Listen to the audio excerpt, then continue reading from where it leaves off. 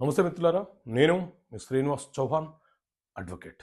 So మిత్రులారా, భార్య భర్త మీద మెయింటెనెన్స్ కేసు వేసి అతని ప్రాపర్టీని కూడా అటాచ్మెంట్ చేయమని కోరవచ్చా? సో మిత్రులారా, నారాయణ వర్సెస్ అచ్యుతంబ అనే కేసులో సుప్రీంకోర్టు ఒక తీర్పునిచ్చింది.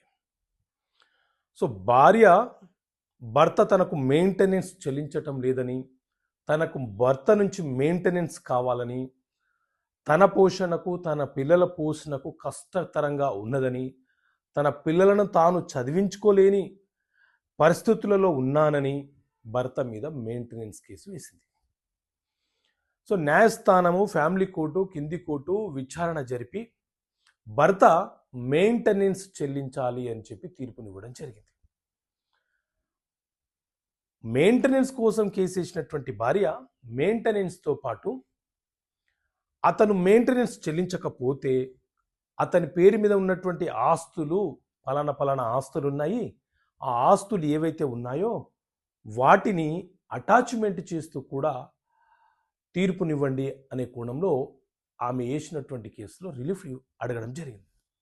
సో దీని మీద విచారణ జరిపినటువంటి ఫ్యామిలీ కోర్టు మెయింటెనెన్స్ కేసు వేరు, ప్రాపర్టీ అటాచ్మెంట్కి సంబంధించిన కేసు వేరు,